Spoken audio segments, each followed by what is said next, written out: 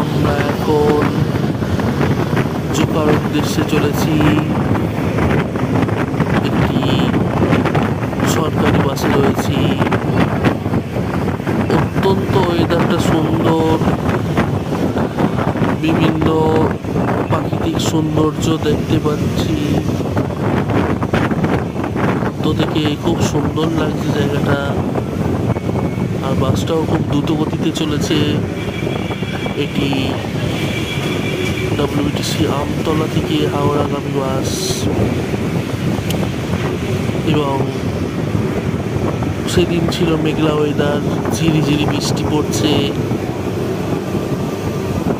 দৃশ্যটি আপনাদের খুব ভালো লাগবে, জার্নিটি খুব ভালো লাগবে, খুব ভালো করতে চাই।